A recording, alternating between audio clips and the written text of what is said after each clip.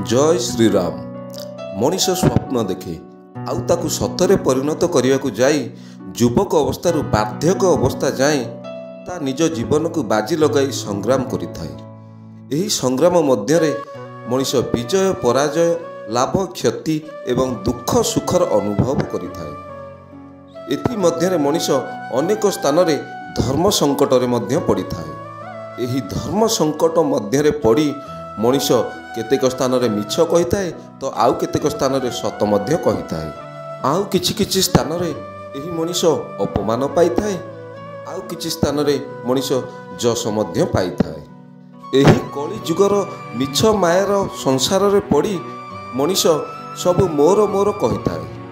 मो पुओ, मो झियो, मो बापा बो, मो धन संपत्ति, मो कोठा बाड़ी एमिति अनेक जिनिस को मनीष मोर मोर कहिथाए। किंतु जेतेबेले सेही मनीषर मृत्यु होइथाए तार शरीर रे थिबा सोना रूपा मुदी खंडक भी तांको परिवार वर्ग काढ़ी नहीं थांती। मोर प्रिय सज्जन मंडली, आपण निज परिवार को बार्धक्य अवस्था चिन्हिबे यह शास्त्र कहे। जो माने वृद्ध अवस्था अछंती थरे तांकु जाई पचारंतु कि जीवनर मूल तत्व कौन। कारण जी अनुभव करिथाए से ही जानी थाए संसारर मूल्य केते। मनीषर श्रेष्ठ धर्म दयाशील होइथाए, जहाँकि वर्तमान एही स्वार्थपर जुगरे मनीष ता पाखरे दयार अभाव रखिछि। किंतु एही कलिजुगरे मनीष कामना वासना छाड़ी न पारी मोह मायारे पड़ी शेषरे तार मृत्यु घटिथाए। आउ सब जीवा आगरे तार परिवार वर्ग खई कौड़ी बिंची थांती। खई को से समय अन्न भावे व्यवहार करा जाए, कौड़ी को टंकार मान्यता थिला। सब आगरे खई कौड़ी बिंची मानव समाज को जणाई दिया जाउथिला कि मनीष जे खाद्य आउ टंका पाई तार सारा जीवन सतमिछ कही धन संपत्ति संचय करिथिला, मला बेलକୁ ना तो धन संपत्ति नेला ना खाद्य खाई पारला। शेषरे 6 खंड काठरे मनीष मशाणी जाई दाह होउथिला एवं पंचभूतरे लीन होउथिला। तेणु हे कलिजुग मानव, गर्व अहंकार छाड़ी राम नाम जप कर। राम नाम जप करी दस्यु रत्नाकरु महर्षि वाल्मीकि रे परिणत होइथिले। यह आमे आम चैनल माध्यम रे कहि सारिछु। राम शब्दटी पंचतत्व को बुझाए, यथा पृथ्वी आकाश जल अग्नि वायु। एही पंचतत्व राम नामटी प्रस्तुत होइछि।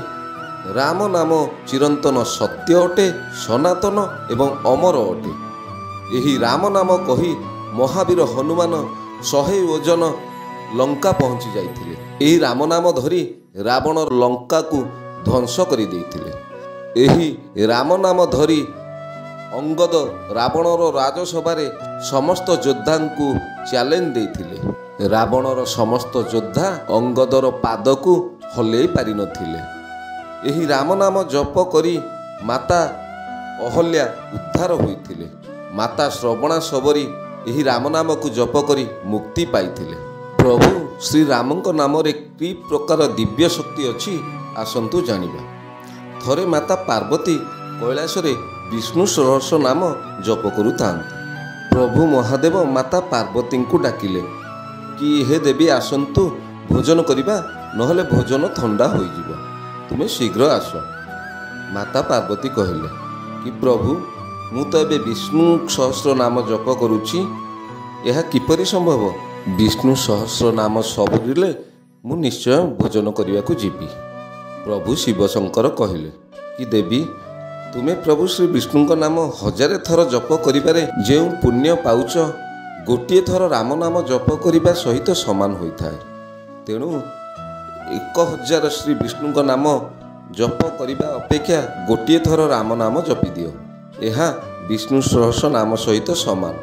तेणु मु स्वयं महादेव होई प्रभुंक अनेक अवताररू राम नाम को जप करि थाए। एहा परे माता पार्वती को महादेव कहले, हे देवी जे पर्यंत ए सृष्टि रे जे भक्त राम नाम जप करुथिबो सेही भक्त को उद्धार करिया पाई प्रभु मर्यादा पुरुषोत्तम श्री रामचंद्र केउ ना केउ भिन्न भिन्न रूप रे आसी तांको भक्तों को साहाଯ୍य करिवे।